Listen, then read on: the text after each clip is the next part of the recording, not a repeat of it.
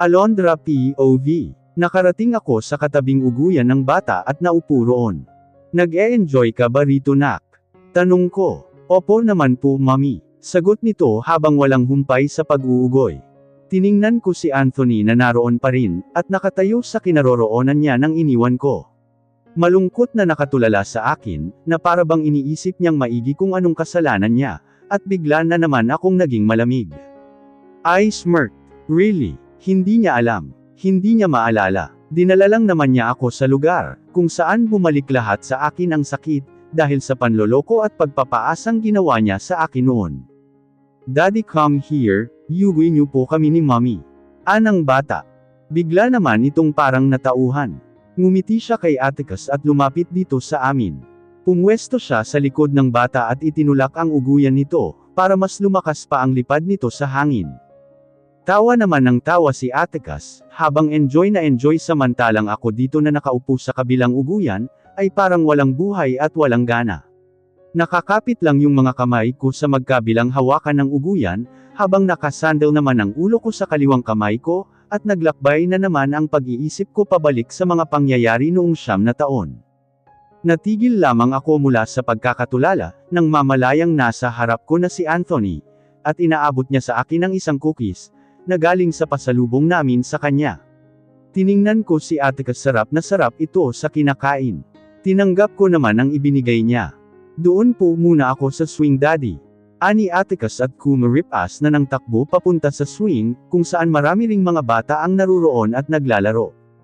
Atticus, take care. Pahabol pa ni Anthony. Kumagat ako ng isa mula sa cookies, habang ramdam ko at nakaiwas pa rin mula sa malungkot na mga titig ni Anthony sa akin.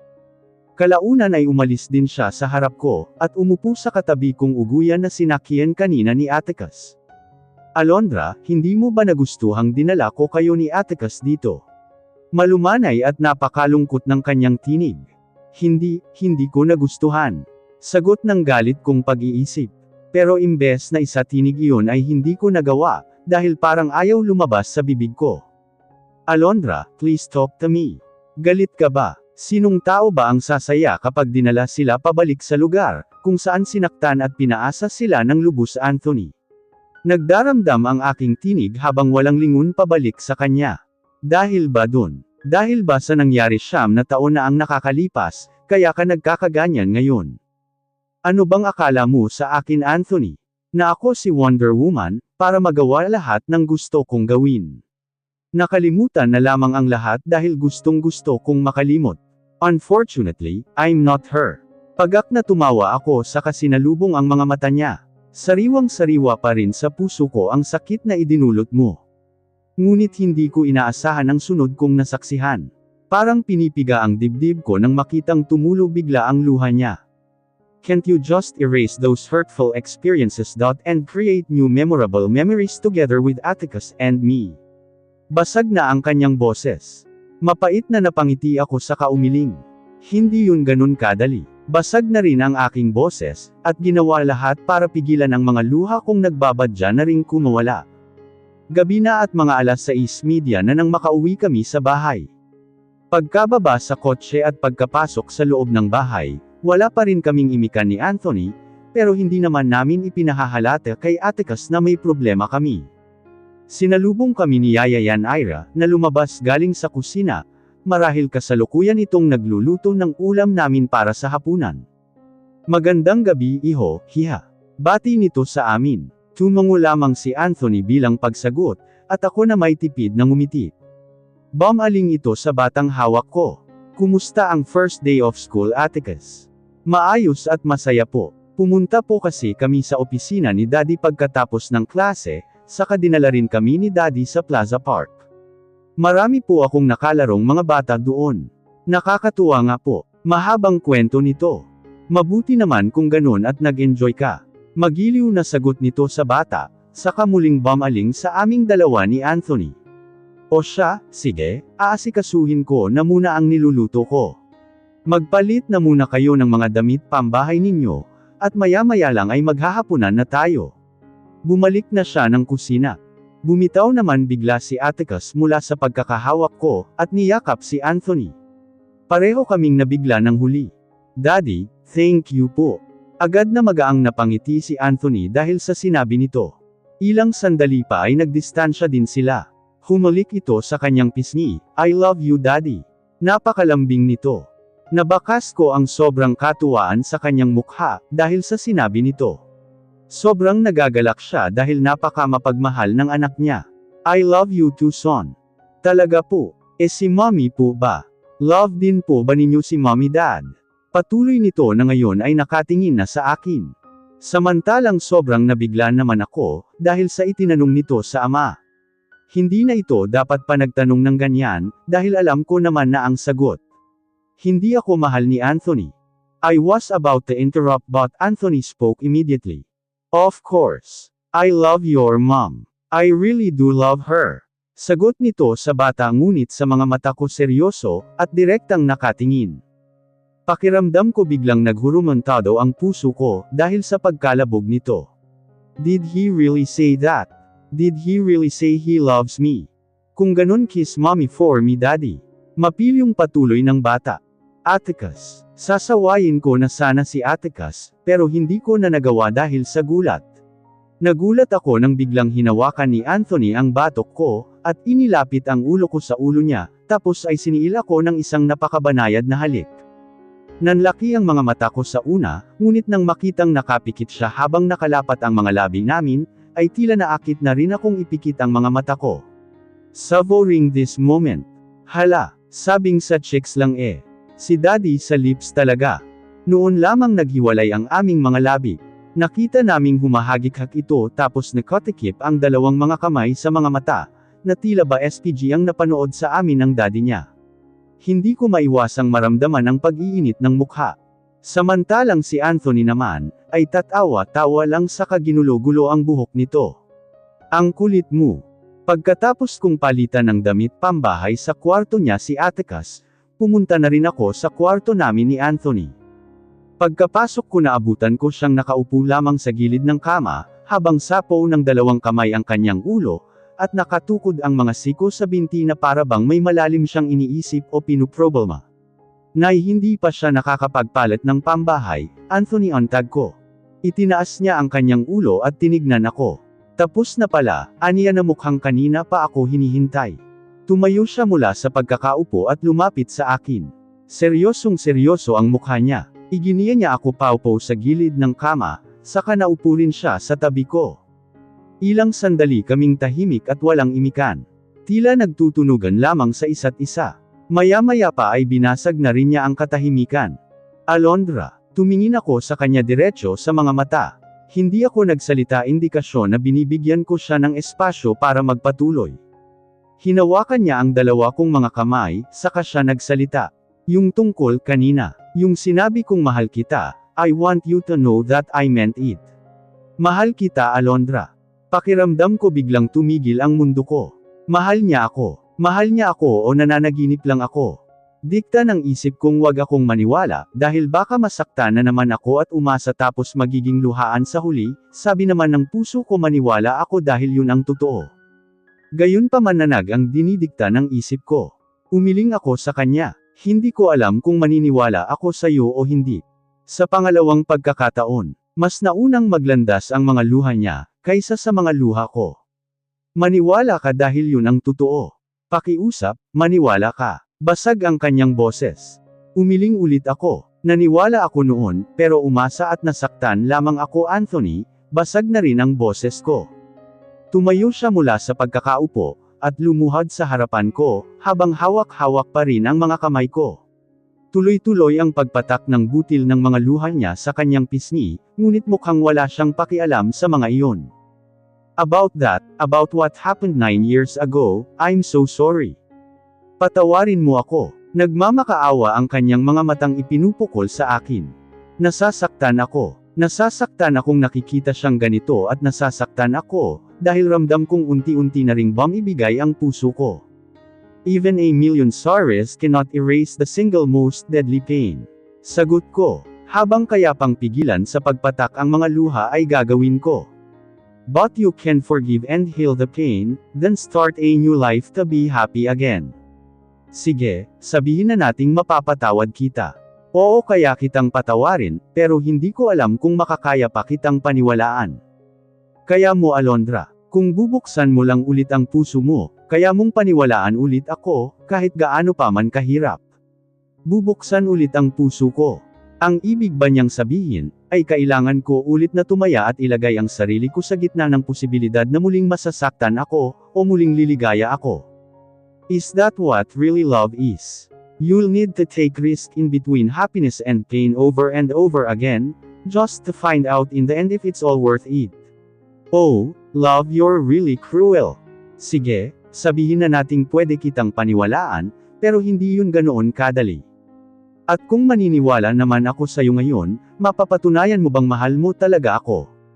Alam ko ang kasabihang kapag totoong mahal mo ang isang tao, wala kang anumang dapat na patunayan. At salungat ako doon dahil para sa akin, ang taong tulad mong minsan na akong sinaktan, ay maraming dapat na patunayan, para mapaniwalaan ko ulit ang mga sinasabi mo, lalong-lalo na ang sinabi mong mahal mo ako, pagkatapos ng mga pananakit mo. Hindi na nagpapigil pa ang traidor kong mga luha, at isa-isa nang naglandas. Yung mga ginagawa ko ngayon. Yung mga pagdala ko sa inyo ni Atticus sa simbahan tuwing linggo. Tapos ay ipasyal kayo sa kung saan, sasaya at mag-e-enjoy kayo buong araw, yung pagbubuhos ko ng buong araw ko tuwing linggo, para makasama kayong mag-ina ko, yung mga gising ko tuwing umaga para ipagluto kayo ng agahan ni Atticus, at yung mga pagsisilbi ko sa inyo. Hindi pa ba sapat ang mga yun, para mapatunayan kong mahal na mahal ko ang anak ko, at ang ina ng anak ko? Hindi pa ba sapat na patunay ang mga iyon Alondra? Sapat na, kahit sa paraan pa lamang ng seryoso at sincere na pagkakatitig mo ngayon sa akin. Habang sinasabi ang mga ganito, ay sapat ng patunay para sa akin. Hindi pa man ako nakakapagsimula, ay inunahan na niya ako. Marahang pinisil niya ang mga kamay kong nasa hawak niya, saka nagsalita.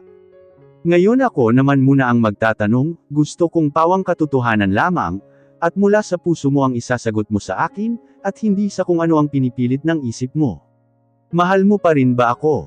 Sa pagkakataong ito, nagsasanib ang puso't isip ko sa pagtulak sa akin sa pagsasabi sa kanya ng totoo. He interrupted for the 9th time. Please Alondra, tell me the truth this time. Tell me the truth and free yourself from the pain of yesterday, and give yourself a chance to embrace new happiness again. Please. Open your heart again Alondra.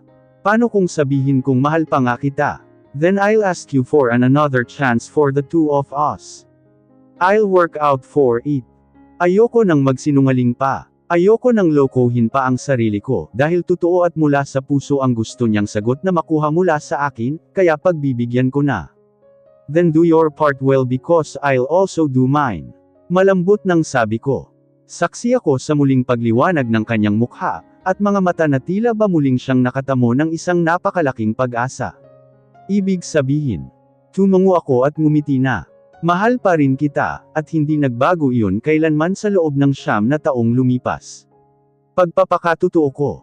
Napamura siya nang maramdamang mas dumami pang luha mula sa mga mata ang kumawala, dahil sa kaligayahan.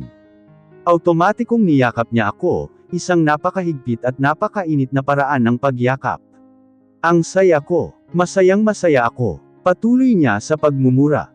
Ganyan naman talaga ang mahal ko minsan sa sobrang saya, ay napapamura siya ng lubos, at sanay naman na ako. Minahal ko siya sa lahat-lahat ng bagay na taglay niya, kaya tanggap ko na kung may ganyang katangian man siyang taglay sa katawan, basta mahal ko siya. That's all that matters. Gumanti rin ako sa yakap niya, at dahil mahal ko siya, kaya tataya ulit ako. Ganyan naman talaga diba? Malalaman mo lang ang halaga ng lahat ng luha at ngiti mo, kapag alam mong tumaya ka para sa taong mahal mo. Nagdistansya kami sa yakap, at mahirap mang paniwalaan, pero mas basa pa yung pisngi niya sa daming luhang tumatakas, kaysa sa mga mumunting luha ko. He's happy, I know it. And I am happy because he is.